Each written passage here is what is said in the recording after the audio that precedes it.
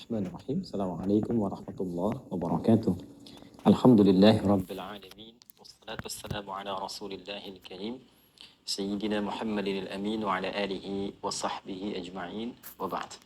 Faya ibadallah, ahbaballahi wa ahbaba rasulihi sallallahu alaihi wasallam.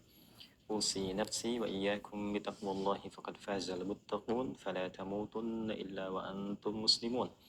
Faqala ta'ala يا أيها الذين آمنوا اتقوا الله حق تقاته ولا تموتن إلا وأنتم مسلمون. Saudara-saudariku, Alhamdulillah mengawali perjumpaan kita di malam hari ini waktu Indonesia bagian Barat dalam kajian Aqsa Al-Quran Sunnah Solution dengan bersyukur, berbahagia dan senantiasa bertawakal kepada Allah Subhanahu wa taala atas segala nikmat yang Allah berikan sampai dengan saat ini. Semoga kita semua digolongkan oleh Allah Subhanahu wa taala sebagai hamba yang taat kepadanya dan taat kepada Rasulullah sallallahu alaihi wasallam sebagai utusan Allah Subhanahu wa taala yang terakhir. Di malam hari ini insyaallah kita akan belajar sesuatu yang spesial. Barangkali kita akan jeda sejenak dari kajian kita di tafsir surah Al-Baqarah. Di pertemuan yang lalu telah sampai di ayat ke-35. Saat ini bersamaan dengan momentum yang istimewa. Disebut istimewa karena memang diistimewakan langsung dari Al-Quran dan Sunnah Rasulullah Sallallahu Alaihi Wasallam.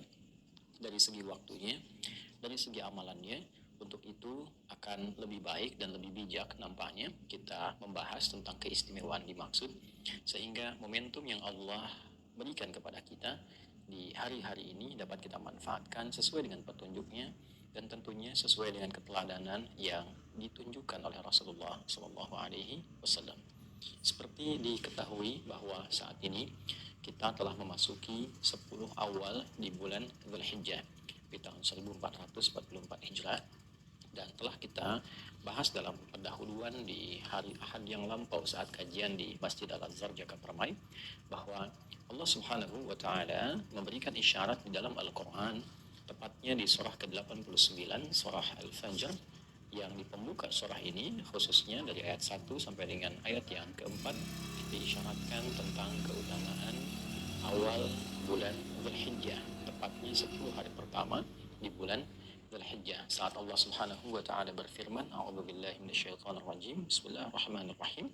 Wal fajr wa layalin 'ashr wasyaf'i wal watr wal laili idza yasr. Bersumpah Allah Subhanahu wa taala dengan 5 sumpah di pembuka surah Al-Fajr ini, yang secara detail pembahasan ini sudah kami terangkan di pertemuan yang lalu. Secara singkatnya ialah para ulama diantaranya memberikan penafsiran dari sekian banyak ragam penafsiran yang ada, namun juga memberikan penafsiran dengan isyarat yang sangat kuat dan berkesan bahwa fajar yang dimaksudkan di sumpah pembuka di surah Al-Fajr ini, selain menunjuk kepada makna fajar secara mutlak, pembuka di setiap waktu subuh setiap harinya, juga memberikan isyarat yang spesifik menunjuk kepada fajar khusus di hari ke-10 di bulan Dzulhijjah.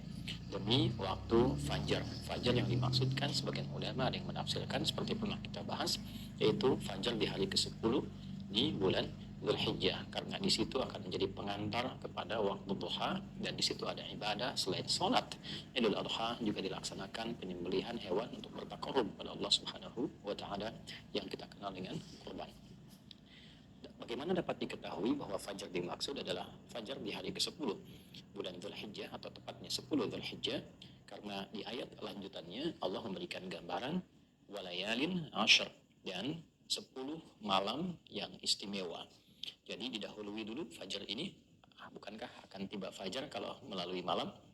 Fajar dimaksud dilalui sebelumnya 10 malam yang istimewa. Jadi dari mulai malam pertama, tepatnya hari pertama juga, kemudian kedua, ketiga, keempat, kelima, sampai dengan malam ke-10 hingga jatuh fajarnya.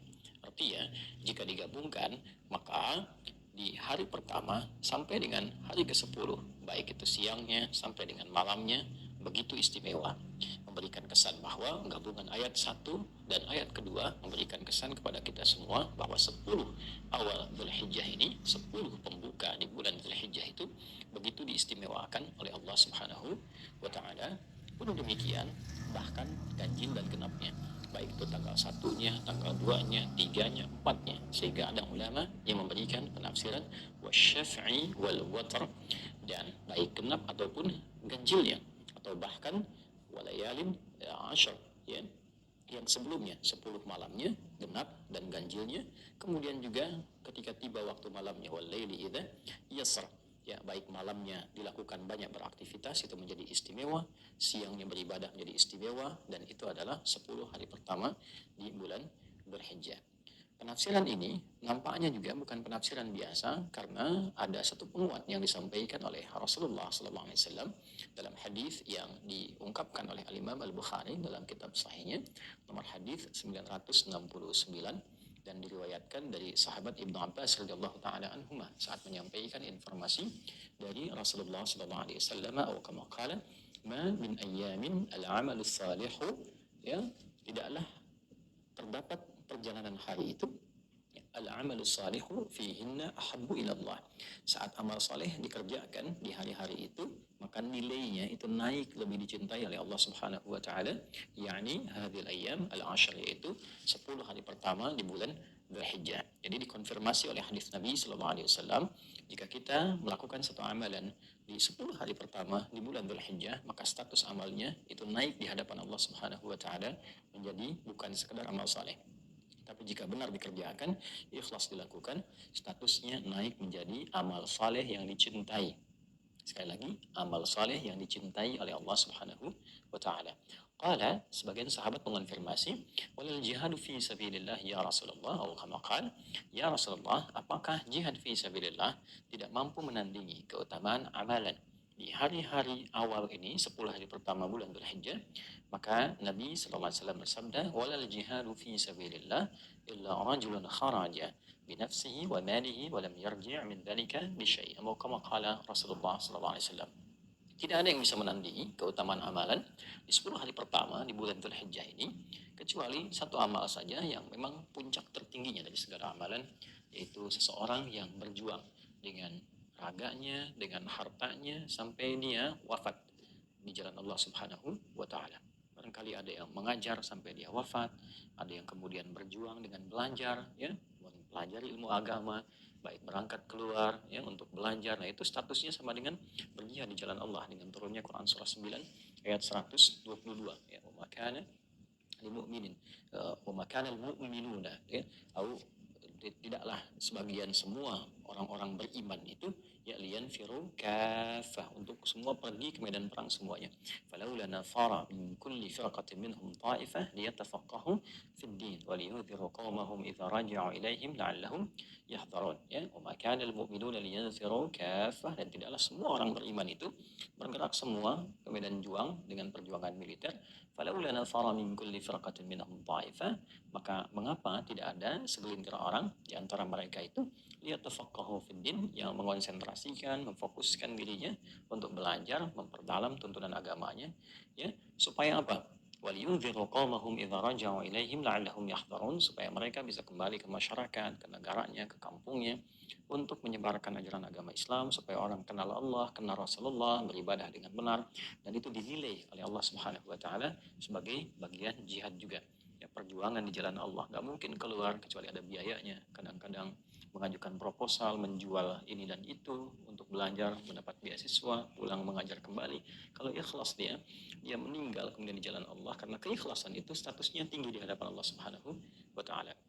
Baik, kembali kepada pembahasan pokok kita, bahwa di 10 awal Dzulhijjah ini ada pelajaran penting yang diisyaratkan dari Al-Quran dan hadis Nabi Muhammad SAW, yang puncaknya adalah pada apa yang kita berikan tema di pertemuan malam hari ini, yaitu boleh jadi ada orang berpeluang mendapatkan mabrur sekalipun dia tidak berkesempatan untuk berhaji di tahun yang dimaksudkan.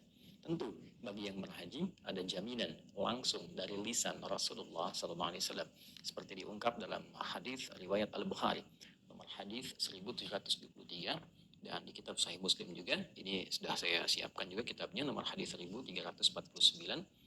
Ada hal yang sangat menarik disampaikan dari sahabat Abu Hurairah radhiyallahu taala anhu dari Nabi sallallahu alaihi wasallam, ya, al-umratu ila al-umrati kafaratun lima bainahuma.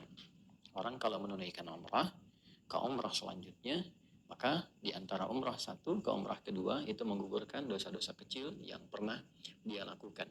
Yang otomatis dibersihkan oleh Allah Subhanahu wa taala, kecuali dosa besar yang ia tobati ya. Kemudian kalau dia tobati, tobatnya sungguh-sungguh, Allah mengampuni dosa yang ia tobati itu berdasarkan keterangan di firman Allah Quran surah ke-39 ayat 53. Saat Allah berfirman, "Qul ya ibadiyalladzina asrafu ala anfusihim la taqnatu min rahmatillah. Innallaha yaghfiru dzunuba jami'a." Hamba-hamba Allah, dan viralkan, sampaikan Muhammad SAW kepada hamba-hambaku, wahai hamba-hambaku, jangan pernah berputus asa dari rahmat Allah ketika engkau merasa berbuat dosa yang sangat besar. Ya, aku punya rahmat yang melebihi apapun yang kau bayangkan. Kau mendekat kepadaku, kau minta ampun kepadaku, aku ampun dosamu. Kalau engkau benar ingin memperbaiki diri dan ingin menjadi pribadi yang lebih baik. Sungguh Allah Subhanahu wa taala berpotensi mengampuni semua dosa tanpa kecuali sepanjang seorang hamba mau kembali kepada Allah dan berjanji berkomitmen menjadi hamba yang lebih baik dibandingkan dengan sebelumnya. Maka di antara etika untuk mendapatkan itu, ada orang berikhtiar lewat umrah mendekat ke Baitullah. Karena itu ketika sampai di Hajar Aswad, ya dia menangis, merasakan banyak salahnya, kemudian dia tersujud, ya sungkur ya, dengan dia bertawaf sebelumnya, tawaf, dan dia bermohon kebaikan kepada Allah. Saat sudah menunaikan semua itu, ya dia bersujud sungkur setelah tawaf kan 2 rakaat, kemudian sholat sunnah ya, minta ampun dan kebaikan kepada Allah, berpeluang didapatkan ampunan Allah Subhanahu wa taala. Kemudian lanjutan hadisnya, wal hajjul mabrur laisa lahu jazaa'un illal jannata. Dan haji mabrur itu, ingat kalimatnya, dan haji mabrur. Jadi bukan orang yang berhajinya, bukan wal hajjul mabrur, bukan. Ya, dan bukan juga kalimatnya wal hajjatul mabrur, tapi wal hajjul mabrur, menunjuk kepada sifat, menunjuk kepada pekerjaan yang dilakukan. Jadi memberikan kesan bahwa jika semua yang berhaji itu menunaikan hajinya, aktivitas hajinya, pekerjaan hajinya, dari mulai wukufnya, kemudian tambahkan ke Muzdalifah, lantar jamaratnya, kemudian juga tawaf ifadahnya, kemudian juga balik sampai mabitnya, semua benar dikerjakan, ya benar dilakukan. Maka apa yang terjadi? Jika semua itu mampu merubah dia menjadi lebih baik, hajjul mabrur, laisa lahu jazaa'un illal jannah, maka tidak ada satupun balasan yang setimpal. Makanya tidak menggunakan alif lam. Laisa lahu jazaa'un di riwayat Muslim ya. Ini yang saya baca di riwayat Muslim, saya sudah baca sebelumnya. Ya laisa lahu jazaa'un, tidak ada pahala-pahala yang senilai. Kenapa menggunakan di situ nakirah, bentuknya umum? Ya bukan ma'rifah pakai alif lam, laisa lahul jaza', tapi laisa lahu jazaa'un. Ya karena ingin dikomparasikan dengan amal-amal soleh lain yang banyak dilakukan. Ya, bukankah sholat ada pahalanya, itu kan? Sholat ada pahala. Kemudian apa lagi? Baca Quran ada pahalanya. Kemudian sedekah ada pahalanya, zakat ada pahalanya. Nah dari semua pahala-pahala amalan ini, baik untuk pahala sholat, pahala zakat, pahala puasa, pahala baca Al-Quran, itu kalau dikumpulkan nggak bisa menandingi pahala yang diberikan ya bagi orang yang betul hajinya. Ya, maka apa yang bisa diberikan kepada orang yang benar hajinya ini? Maka yang Allah sampaikan melalui lisan Rasulullah SAW adalah al-jannata, surga. Karena itu nggak mudah. Dan ini bukan terlontar di kalimat si fulan dan si fulan, tidak. Tapi tersampaikan langsung, dikonfirmasi dari lisan Nabi SAW yang mulia. Dan apa yang disampaikan tadi petunjuk dari Allah Subhanahu wa ta'ala. Wa may yantiqu 'anil hawa in huwa illa wahyun yuha. Jadi orang-orang yang punya kesempatan berumrah, artinya orang-orang ini punya kesempatan untuk mendekat kepada Allah dan memperbaiki diri sehingga menjadi lebih baik di hadapan Allah Subhanahu wa ta'ala. Itu tanda di antara orang-orang yang diampuni dosanya. Sisi lain, orang-orang ini juga berpeluang mendapatkan rahmat Allah Subhanahu wa taala berupa predikat kebaikan yang melekat pada dirinya setelah ia berjuang untuk mendapatkan itu. Karena itu yang dinilai itu bukan pada orangnya, ya. Jadi bukan pada letaknya Pak Haji atau Bu Haji, bukan. Letaknya adalah pada kesungguhan dia menunaikan haji. Ketika ia sungguh-sungguh menunaikan haji itu, maka Allah berikan tanda kepada dirinya berupa perubahan dari yang sebelumnya kurang baik menjadi lebih baik. Nah, kebaikan yang dihasilkan dari sifat menyaring yang tidak baik itu disebut dengan birrun asalnya. Ya, birrun. Kalau melekat pada pelakunya disebut mabrur. Karena itu kalimat hadisnya wal hajjul mabrur, haji yang bisa merubah seseorang menjadi lebih baik dari sebelumnya. Dia bisa mengentaskan sifat-sifat tidak baiknya, melahirkan sifat-sifat baik dari ujung kepala sampai ujung kaki. Itu yang merubah dia ketika pulang. Ya, karena itu pesan Al-Quran sebelum berangkat itu tingkatkan dulu ketakwaan kepada Allah. Ya, sehingga tercipta satu gelombang-gelombang kebaikan yang ketika chemistry terbangun dengan baik sampai di sana, maka kesungguhannya nampak. Keinginannya ibadah, takarrub, gitu kan? Mendekatkan diri kepada Allah. Maka yang disiapkan itu sebelum berangkat semua mesti baik. Ya, baik itu bekal spiritualnya, rajin dulu tahajud, rajin ibadah, rajin baca Al-Quran, kan?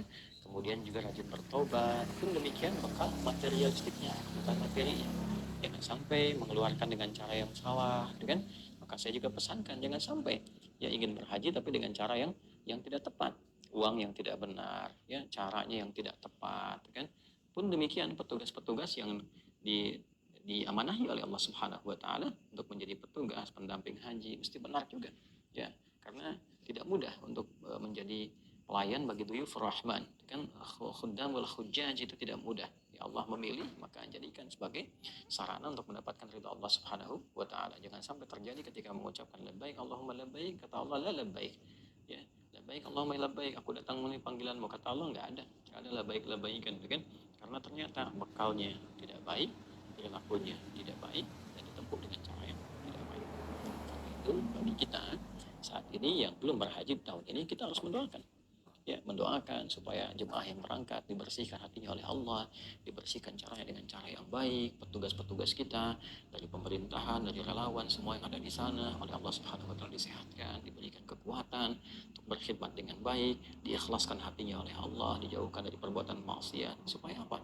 Supaya semua perjuangan yang disiapkan jauh-jauh hari itu gak sia-sia. Ya walaupun kembali nanti ke niatnya masing-masing. Nah itu kunci paling tepatnya dan kunci paling besarnya adalah pada kalimat Al-Hajjul Mabrur. Dan prosesi itu akan dimulai dari sejak kedatangan di awal-awal menjelang awal Dzulhijjah. Dan puncaknya nanti ya mengerucut kepada tanggal 9 saat wukuf, tanggal 8 sudah persiapan tarawih. Di sana akan berlangsung di hari Senin ya sudah tarawih, karena itu Jumat besok mungkin itu gelombang-gelombang terakhir tuh merapat ke Mekah. Ya biasanya 3 sampai 5 hari sebelum puncak wukufnya itu sudah semua disterilkan, jadi terfokus akan ke Arafah saja. Jadi mulai dari Mekah persiapan nanti akan berangkat ke Mina ya, atau ke Muna di tanggal 8 Dzulhijjah bertepatan dengan waktu Saudi di hari Senin. Hari Selasa sudah ada di Arafat semuanya untuk wukuf ya. Kemudian hari Rabunya 10 Dzulhijjah. Nah, itu puncaknya sudah ke situ. Nah, menariknya prosesnya kan semua diawali dari apa? Dari tanggal awal-awal Dzulhijjah ya. Ini saya akan buka wawasan kita semua dulu. Ya, jadi baik untuk yang berhaji tidak akan lepas dari 10 pertama Dzulhijjah ini. Ya. Apa yang digunakan oleh orang-orang berhaji? Kesempatan ini digunakan untuk mengondisikan hati dan jiwa supaya saat akan menuju puncak haji itu sudah terkoneksi baik untuk ibadah. Nah, karena itulah kenapa kita berangkat awal sebelum datangnya puncak haji di Arafah, Al-Hajju Arafah kata Nabi SAW, puncaknya haji itu di Arafah.